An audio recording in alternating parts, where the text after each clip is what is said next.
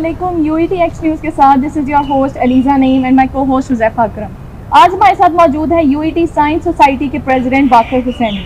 अस्सलाम वालेकुम सर। वालेकुम अस्सलाम। Tell us about yourself. मेरा नाम बाकर हुसैनी है और मैं प्रेसिडेंट UET साइंस सोसाइटी हूँ और final year student mechanical engineering. तो और आप क्या जानना चाह रही हैं मेरे बारे में? अपनी ज़िंदगी के बारे में कुछ बताएं, मतलब आपकी कॉलेज जर्नी से लेकर यूनिवर्सिटी जर्नी तक। यार स्कूल का हिसाब से अगर मैं बताऊं तो मैं गवर्नमेंट सेंटर मॉडल से पढ़ा हूँ, ठीक है। मेरे मैट्रिक में अच्छे खासे नंबर थे जो कि अब, और FSC में मेरे बड़े अच्छे नंबर थे और मैं गवर्नमेंट कॉलेज रावियन हूँ सो कॉल्ड। तो कहते हुए तो शर्मिंदगी होती है कि मैट्रिक और FSC में मेरे बहुत ज़्यादा नंबर थे, लेकिन अब उस हिसाब से बहुत ज़्यादा कम है, तो मैं उसको जस्टिफाई नहीं कर पाता कि मैंने इतने नंबर क्यों लिए थे और अब नहीं ले पाता। तो आप मैट्रिक और FSC के नंबर्स पे इतना फोकस कर रहे हैं कि अब आपने नंबर लेना छोड़ दिए, आप उन्हीं नंबरों को बेस्ट लेकर घूम रहे हैं? बस दिल उठ गया, अब नहीं पढ़ा जाता। अच्छा, हम आते हैं आप यूनिवर्सिटी जर्नी पे ही थोड़ा सा, कि जब यूनिवर्सिटी स्टार्ट होती है तो सब स्टूडेंट्स को बहुत एक क्रेज होता है डिफरेंट सोसाइटीज़ ज्वाइन करने का। So how many societies you join? मैंने तो पहले तो फर्स्ट ऑफ ऑल सबसे पहले जब आए थे तो फोर्सफुली ही एक्चुअली मतलब ज्वाइन हो गई थी। आते साथ ही फॉर्म में सिंपोजियम रखा और ज्वाइन हो गई, और उसके बाद फॉर्म भी सबमिट करवाया। उन लोगों ने पहले ये कहा कि जो मतलब पार्टिसिपेट करेगा उनके सिंपोजियम में हमको वैसे ही ज्वाइन कर लेंगे, तो उन लोगों ने बैचबाजी हुई थी तो कोई शेयर वगैरह सुना दिया था, तो उसके बाद हम ऑटोमेटिकली ज्वाइन हो गई थी। फिर ASME के लिए अप्लाई किया था, लेकिन ASME ने अपना हक अदा किया, हमें नहीं रखा और 2 सेकंड का इंटरव्यू हुआ था और ख़त्म हो गया। लेकिन फिर हम लोगों ने असर सुख यूज़ करके अगले दिन सोसाइटी में आ गए थे, और उसके बाद फिर वहाँ पे डिप्टी भी बन गए। उसके अलावा 2 सोसाइटी के हो गई। फिर हमने एक अल्लाह जन्नत अता करे UPC को, उसमें भी ज्वाइन किया था, तो वो अब रही नहीं, तो 3 सोसाइटीज़ थी। चौथी फिर ये साइंस सोसाइटी भी थी, तो इसके अलावा 5वीं भी एक और थी I guess, Noor अज़ल I guess, वो भी ज्वाइन की थी, लेकिन वो इवेंचुअली छोड़ दी थी जब 2 जगह पे मैं पोस्ट पे आ गया था, बल्कि 3 जगह को, तो वो छोड़ दी थी ऑटोमेटिकली। अच्छा, आपने ऐसे ज्वाइन की एक शेर की बिना पर, शेर सुनाने की, क्या वो शेर आपको अभी भी याद है? आई गेस ये था, ये फ़िज़ाने नज़र था या मकतब की करामत थी, सिखाई किसने इस्माइल को अदाब फर्जंदी, इस तरह का कुछ शेर। कि बस ऐशरे का स्टैंडर्ड इतना ही है कि शेर की बुनियाद पे आपको रख लिया? नहीं, अब ये कि अब जब आप फर्स्ट डे UET में आते हो, मतलब तो काफ़ी ज़्यादा ना बच्चे जो हैं वो बहुत ज़्यादा ना फील कर रहे होते हैं, झिझक फील कर रहे होते हैं, तो हर कोई पार्टिसिपेट नहीं करता। तो उन लोगों ने एक आई गेस इस तरह नहीं ज्वाइन करवाया था, ये था कि फॉर्म के मेरे यहाँ से 50 रुपये थे या 100 रुपये थे, तो उन्होंने फॉर्म फ्री कर दिया था, ऐसा कुछ हुआ था। फिर बाद में इंटरव्यू पे जस्ट 1 सेकंड, मतलब 1 सेकंड ही इंटरव्यू हुआ, फिर आप ज्वाइन हो गए, तो ये सीन था। बहरहाल ऐशरे का स्टार्टिंग वो अच्छा था एज़ कम्पेयर टू ASME, तो ये सिनेरियो था। ऑलराइट, सो आपकी अपनी सोसाइटी से रिलेटेड हम बात करते हैं कि tell us about your society, what is UET science society? अच्छा, हमारा एक मेन काफ़ी बड़ा एक लोगो है, वो ये मतलब एक टाइटल लाइन हेडलाइन है, वो ये कि UET science society is a technical and non technical society of UET। तो हमारा मेन फोकस टेक्निकल में भी रहता है और नॉन टेक्निकल तो हम करवाते ही रहते हैं, तो ये हमारा मतलब एक हेडलाइन है UET साइंस सोसाइटी की। इंजीनियरिंग यूनिवर्सिटी में होते हुए भी एक टेक्निकल या नॉन टेक्निकल सोसाइटी की नीड क्या पड़ी थी? अच्छा, what is the purpose behind it? अच्छा, टेक्निकल इंजीनियरिंग में तो हम वैसे यूनिवर्सिटी में हम टेक्निकल पढ़ रहे हैं, तो मैं ये मतलब होता है कि आप थोड़ा सा नॉन टेक्निकल की तरफ भी आए, ताकि ना बच्चे ना थोड़ा सा यूनिवर्सिटी की तरफ भी ना, फॉर एग्जांपल जब आप नए यूनिवर्सिटी में आप लोग आते हो ना, तो खाली ज़्यादातर मेन फोकस आपका भी रहता है लाइक आप पढ़ाई की तरफ या आए, पढ़े, बैग उठाया, यूनिवर्सिटी गए, और इस तरह आपका मतलब ये रूटीन होती है। लेकिन उस तरह की इंटरेक्शन नहीं हो पाती है एज़ कम्पेयर टू जब आप सोसाइटीज़ वगैरह में इस तरह आते हो, तो नॉन टेक्निकल इवेंट्स की वजह से आप थोड़ा सा तो मतलब आपको टाइम ज़्यादा स्पेंड करने को मिलता है इन जब आप यूनिवर्सिटी के अंदर होते हो। तो ये एक नीड है कि आपका एक सबसे बड़ी बात इंटरेक्शन आप लोगों की दूसरे लोगों के साथ काफ़ी होती है, और फिर ये इस वजह से ये नीड है नॉन टेक्निकल के लिए भी और टेक्निकल के लिए दोनों। और टेक्निकल इन सेंस में कि फॉर एग्जांपल आप पढ़ाई तो कर रहे हो, वो टेक्निकल है। टेक्निकल लाइक आप प्रोजेक्ट्स बना रहे हैं, लाइक हम लोगों ने अपनी सोसाइटी में बनाए, या इसमें भी हम लोगों ने प्रोजेक्ट पे काम किया, तो इस तरह थोड़ा सा पढ़ाई से थोड़ा सा डिफरेंट जो हम अपने रेज्यूमे वगैरह में लिख सकें ना, तो वो उस तरह के हमारा टेक्निकल काम होना चाहिए, तो ये सीन है। अच्छा, जो नए बच्चे जब आते हैं तो उनके पास सबसे पहले जो सोसाइटीज़ अप्रोच करती हैं technical societies, international forums level की वो सोसाइटीज़ हैं, ठीक है? अच्छा। तो और उसके साथ नॉन टेक्निकल सोसाइटीज़ भी बाकी हैं, वो भी अप्रोच करती हैं, लेकिन आप दोनों डोमेन्स में काम कर रहे हैं, टेक्निकल और नॉन टेक्निकल। ऐसा ही है, बिल्कुल। तो कौन सी ऐसी जो स्पेसिफिकेशन है जो आपको उनसे अलग करती हैं कि वो वो वाली सोसाइटीज टेक्निकल और नॉन टेक्निकल छोड़ के आपके पास है? अच्छा, अगर देखा जाए ना, फॉर एग्जाम्पल मैं अपने डिपार्टमेंट के रिलेटेड बात करूँ मैकेनिकल की, तो ज़्यादातर बच्चों को first day, 2 second day, 2-3 first week में ही ना ASME और एशरे ना आके जकड़ लेती हैं कि हम लोग पता नहीं हम ये हैं हम वो हैं, इस तरह कहते हैं।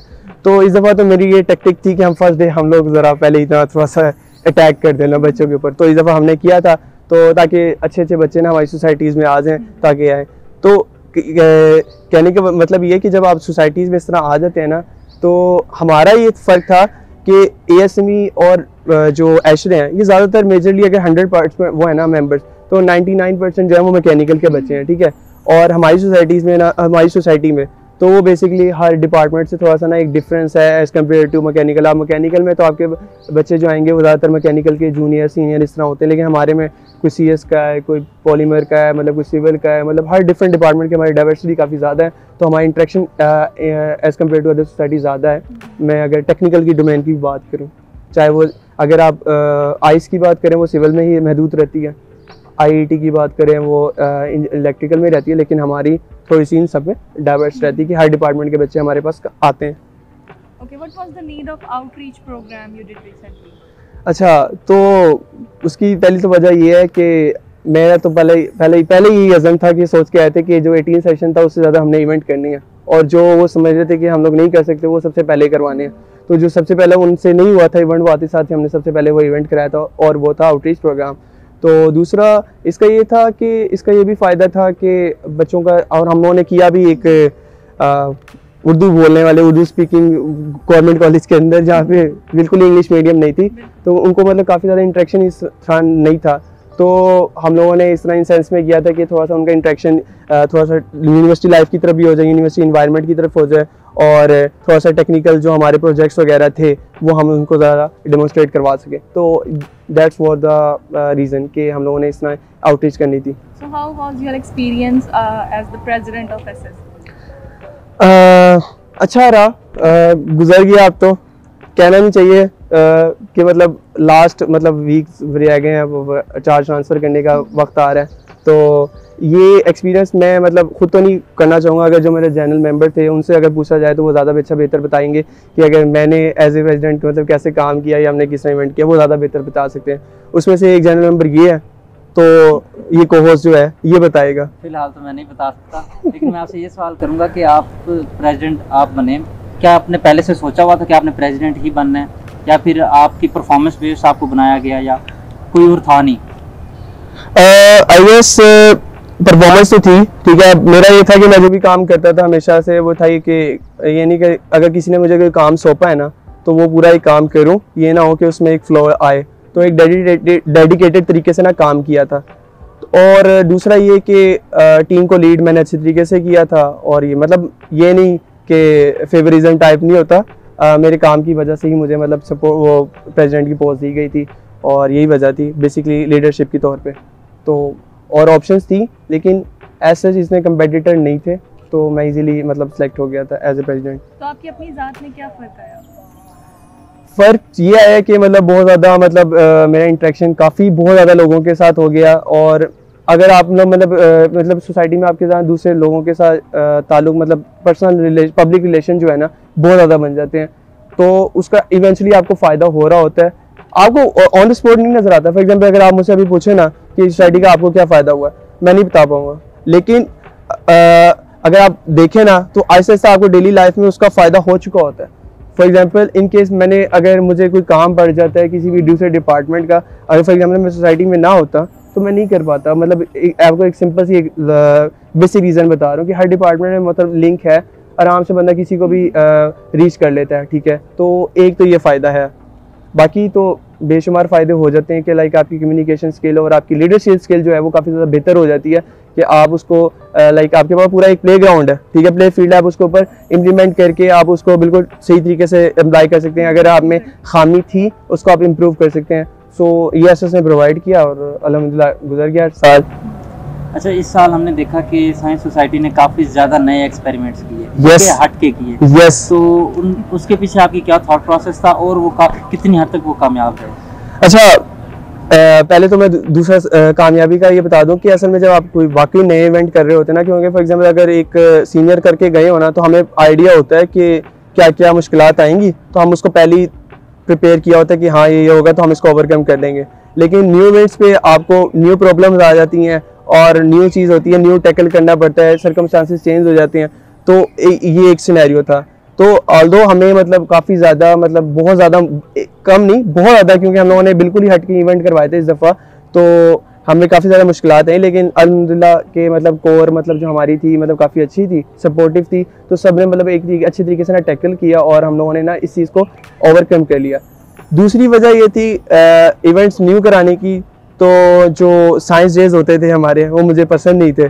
तो मैं चाहता था कि थोड़ा सा उससे, क्योंकि वो क्लास हम पढ़ के आ रहे होते थे, दोबारा क्लास लेने को दिल नहीं करता था, तो मैं चाहता था कि कुछ नए इवेंट हों ताकि बच्चों में इंटरेक्शन भी ज़्यादा हो और बच्चे खुद आएँ, ये ना हो कि उनको ज़बरदस्ती बुलाना पड़े। तो जो आते थे वो आते थे, जो नहीं आते, क्योंकि फॉर एग्जांपल काफ़ी आउटसाइडर जो थे बच्चे, जो न्यू इंडक्शन की, वो इसी बेस पर आए अप्लाई करने के, आप लोगों की इवेंट की वजह से हम लोग आना आपको पसंद किया तब हम आए, वरना एज सच कोई मतलब जो हमारे साइंस डेज वगैरह होते थे वो उसको उन लोगों को इतना पसंद नहीं करते थे, क्योंकि वो ऑलरेडी क्लास लेके आ रहे होते थे, तो वो दोबारा उसको लेना क्लास पसंद नहीं करते थे। तो इसलिए वो बच्चे खुद ब खुद इंडक्शन में हमारे लिए अप्लाई करने के लिए आए कि हमारे न्यू इवेंट होते हैं। So are you satisfied with your societies working at campus? Yes, बिल्कुल फाइन है, बिल्कुल। अच्छा, आप साइंस सोसाइटी की मीटिंग्स बहुत ज़्यादा होती हैं, ठीक है, मतलब उसमें आप पूरी जनरल बॉडी, जनरल एक होता है ना, आप डायरेक्टर या एग्जीक्यूटिव मेंबर्स के साथ मीटिंग कर, साइंस सोसाइटी की जनरल बॉडी के साथ बहुत ज़्यादा मीटिंग होती है, इसके पीछे आपकी क्या सोच है? और दूसरा, आपकी मीटिंग एक स्पेसिफिक रूम फिक्स है C1 सिविल में, उसके पीछे क्या है, वो स्पेसिफिक वही जगह ही क्यों, आप वेन्यू चेंज क्यों नहीं करते? अच्छा, पहले वेन्यू का जवाब देता हूँ। वेन्यू का ये है कि यार एक तो स्टार्टिंग से ना मतलब एक सीनियर्स का बना हुआ है, वो हम एक जो हम चेयरमैन से लेटर साइन करवाते हैं वो फ़ौरन इजीली मिल जाता है। बेसिक वजह उसकी ये सिविल रखने के लिए, वो एक लाइक लाइब्रेरी के पास है, वो एक मिड्स बनता है यानी यूएटी का ना, तो हर डिपार्टमेंट के करीब होता है, इसलिए हम रखते हैं। अगर हम लोग IBM रख लें वो थोड़ा सा हर को दूर पड़ता है, तो सिविल जो है वो करीब पड़ता है। जो वजह है उसकी सिविल को सिलेक्ट करने की वही है, ठीक है। पहला सवाल का जवाब ये है कि जनरल बॉडी मीटिंग का ये होता है कि असल में हम लोग जो हमारा जनरल मेंबर है ना, उसको एज ए मतलब ट्रीट ये नहीं करते कि वो बाहर का बंदा है, अपना ही मतलब बंदा होता है, उसकी रिव्यू की रिस्पेक्ट की जाती है। अक्सर चीज़ें थी सोसाइटीज़ में जो हम लोगों ने एज ये नहीं कि हमारे को डायरेक्टर या एग्जीक्यूटिव बॉडी ने या डायरेक्टर ने क्या करो, हमारे मतलब जनरल मेंबर ने कहा, हम रिस्पेक्ट करते हैं अपने जनरल मेंबर की ओपिनियन की, तो वो उनने जो कहा हम लोगों ने वो किया, ताकि ये ना हो कि वो पता चले कि बस हम ही हैं, ऊपर से वो काम होता है और जनरल मेंबर की कोई हैसियत नहीं है। तो ये एक चीज़ थी कि जनरल बॉडी मीटिंग की। आपने इस साल डिफरेंट एक्सपेरिमेंटेशंस की, उसके बारे में आपने बता दिया, लेकिन एक अनोखा एक्सपेरिमेंट जो आपका हमें पता चला है कि आपने रिसेंटली एक फोटोग्राफी टीम अपनी बनाई है। यस। तो उसके पीछे क्या मकसद है? यार मैं बिल्कुल तंग आ चुका था ये देख के बोलिएगा, UMS से, ट्रिब्यून से, और थोड़ी बहुत हमें हेल्प आउट मतलब काफ़ी की एक्स न्यूज़ ने, क्योंकि उसके पास कैमरा आ चुका था जिससे अभी मेरे से शूटिंग हो रही है एक ही कैमरा है, तो उसने काफ़ी हेल्प आउट किया हमें। लेकिन मैं तंग आ चुका था कि हर रोज़ किसी को मैसेज करो कि हमारी कवरेज भेज दो, एडिट हो गई या नहीं हुई, ये नहीं हुआ, वो नहीं हुआ, पता नहीं क्या हिसाब है, अच्छा नहीं लगता था। अब वो आगे से जवाब देते थे कि हमारे जूनियर्स हमें जवाब नहीं देते, तो हम कैसे आपको रिप्लाई दें।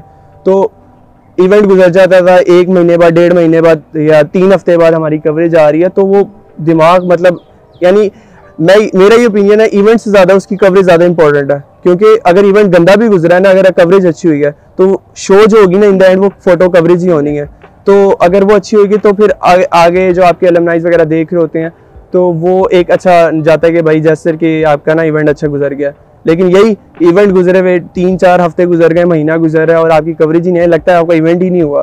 तो इसलिए मैंने टोटली अपनी सोसाइटी को इंडिपेंडेंट करने की कोशिश की, जिसकी वजह से मैंने एक सेपरेट टीम ही बना दी। तो ये रीज़न थी। So being a president and being a student, how do you manage your time?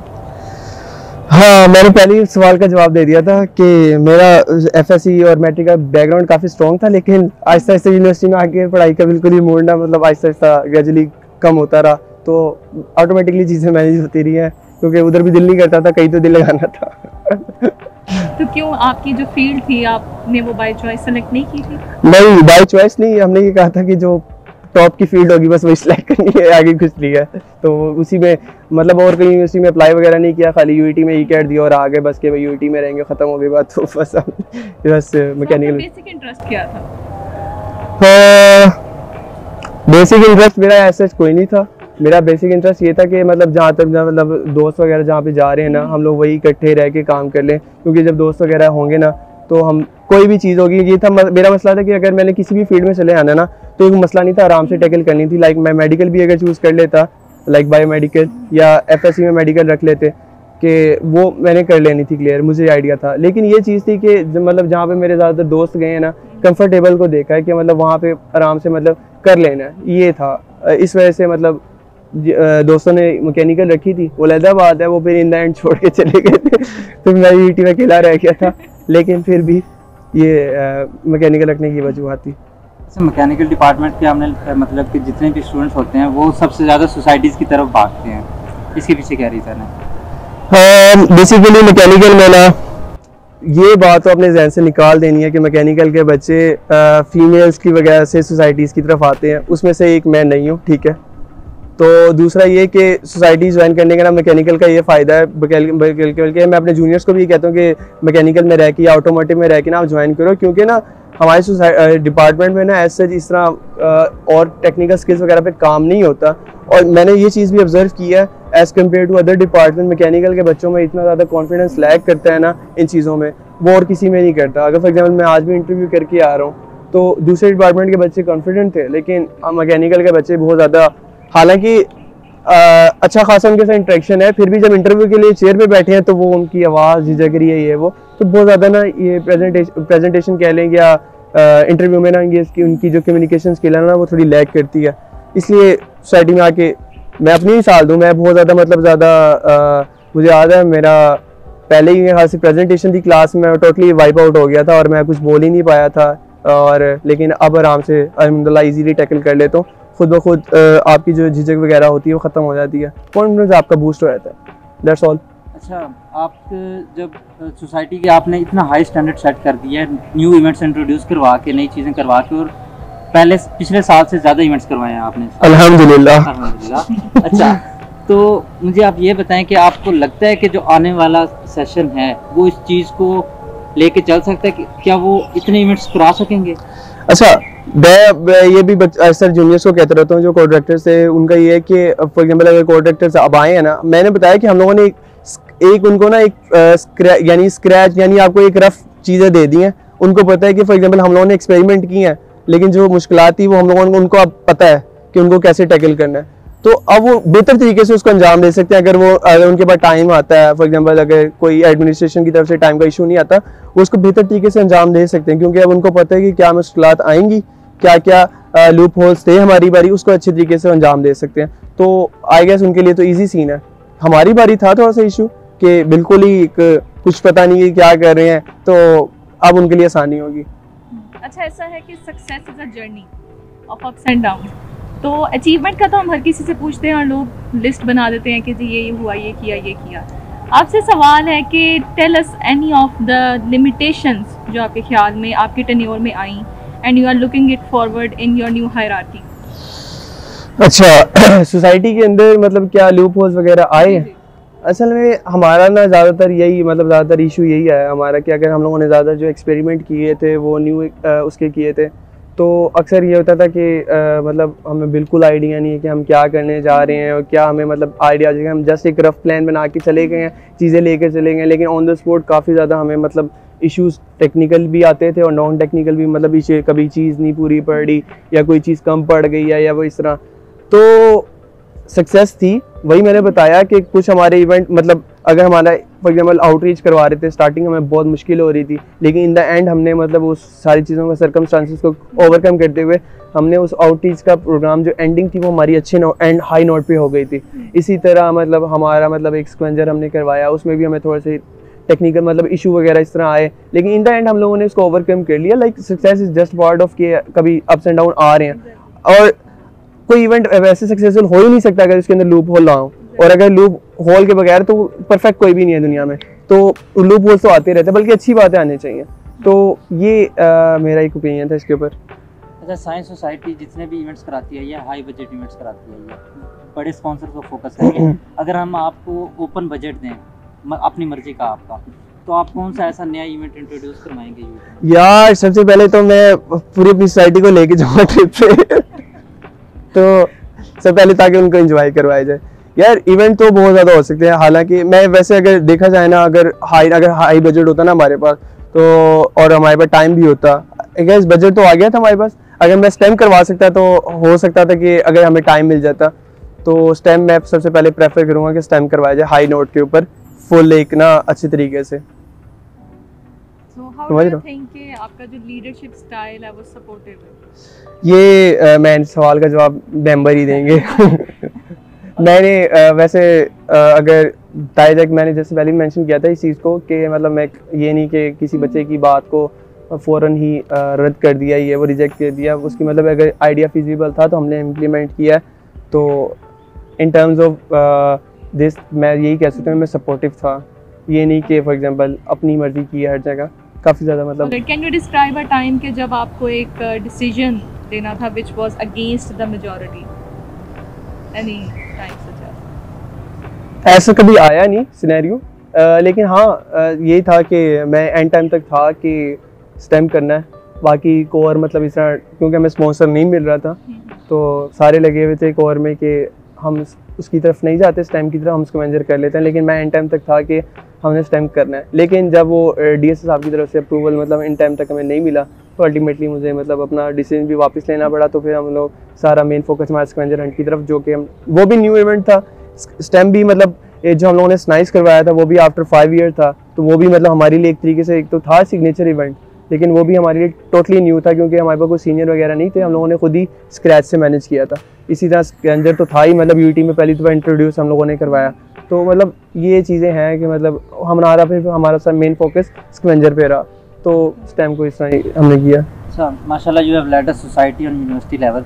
तो अगर आपको वाइस चांसलर बना दिया जाता है एक दिन के लिए यूनिवर्सिटी का, तो आप क्या चेंजेस लाना चाहेंगे? यार सबसे पहले तो मैंने अपना ना जो अब आना जाना यूटी में ना ऑरेंज स्टैंड पे कर दिया, तो सबसे पहले तो मैं गेट नंबर 5 खुलवाता रोज़ आगे से घूम के लिए आया जाता, यहाँ से छोटा पड़ता रास्ता।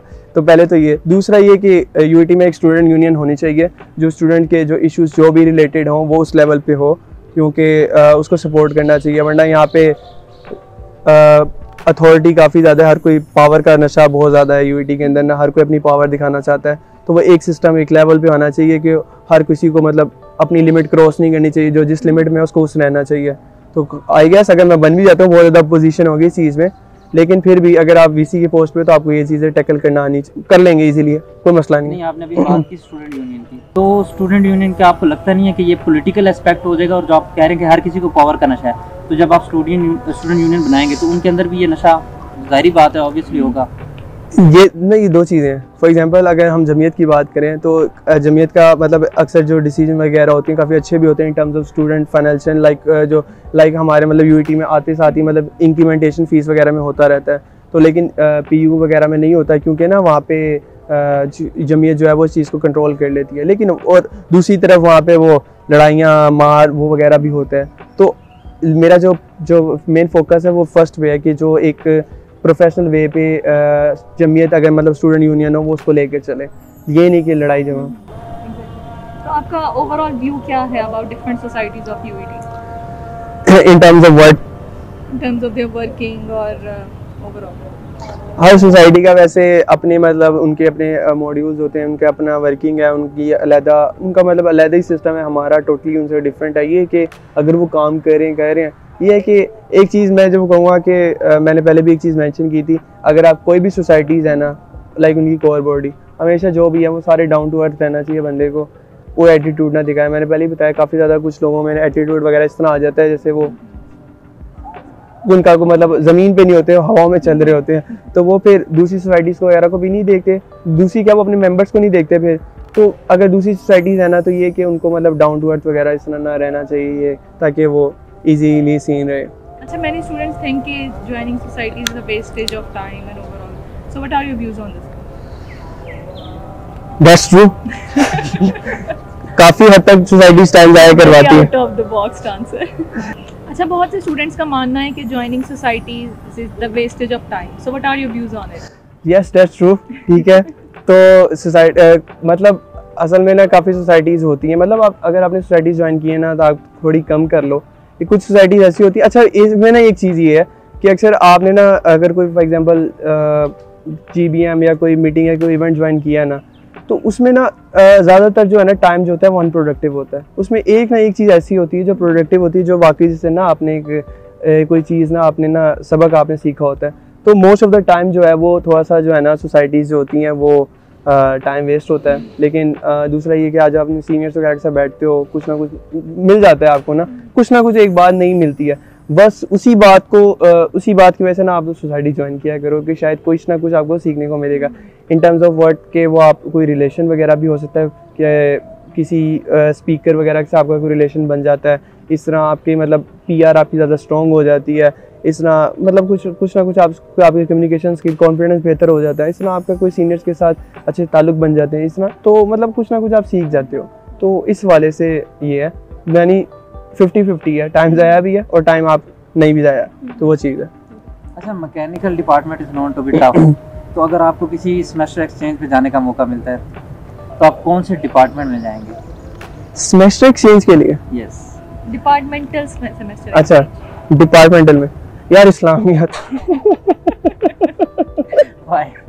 यार थोड़ा सा रिलीजियस रहे ना माहौल, तो इसलिए बिस्मिल्लाह करके इस्लामियत में जाएंगे। मैकेनिकल में रिलीजियस माहौल नहीं है?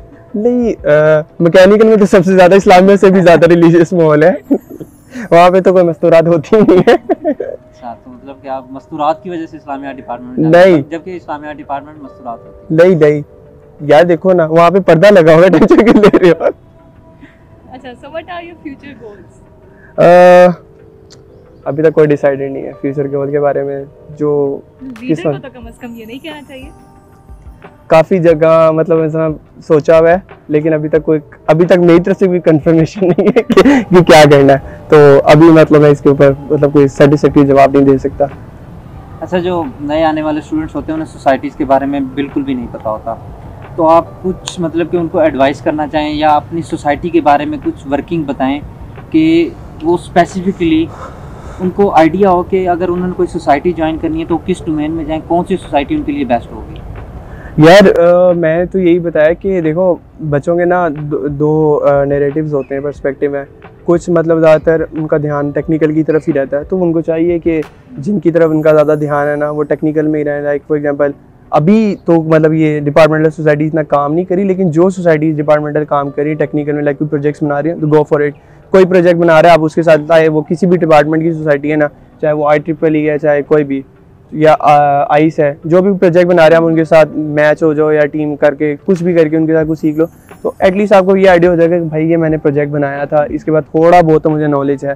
तो ये है, जिनका इंटरेस्ट वो है नॉन टेक्निकल का, तो जाएँ वो फोटोग्राफी में बहुत ज़्यादा जो है, काफ़ी ज़्यादातर जो मेजॉरिटी अवाम है वो फोटोग्राफी की तरफ ही जाती है, क्योंकि फिर वो बाद में उनका सोर्स ऑफ इनकम भी बन जाता है। अच्छी बात है जो कि आपको करना चाहिए, सेल्फ इंडिपेंडेंट बन जाओ, लेकिन इट्स टोटली डिपेंडेंट कि उस बच्चे का टेस्ट क्या है। तो जो आप उससे बात करो, आप जो उसका आपको इंटरेस्ट नज़र आएगा आप उसको वो गाइड करो ताकि वो आराम से उसको कन्वे कर सके। सो आपकी ज़ात से रिलेटेड एक सवाल, जैसे कि आपने बताया कि आप दोस्तों की वजह से मैकेनिकल आए बट फिर सब चले गए, तो in your tenure overall in university, do you think you have encountered many amazing persons or people, male, female, in university time? अच्छा, मेल्स तक ही रहते हैं, फीमेल्स नहीं है, तो अल्हम्दुलिल्लाह।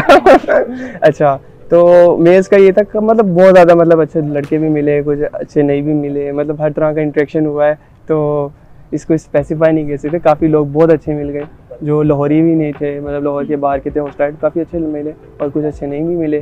तो मतलब ये चलता रहता है इस तरह का ना, मतलब माहौल इस तरह का मिलता है आपको एनवायरनमेंट के, कुछ अच्छे होते हैं, कुछ ठीठे होते हैं, कुछ स्नेक्स होते हैं, तो वो हर तरह का एक कोलैप्स होना चाहिए बल्कि ना, ताकि आपको अच्छे बुरे का पता लग जाता है कि क्या है ये वो। तो ये एक था सीन।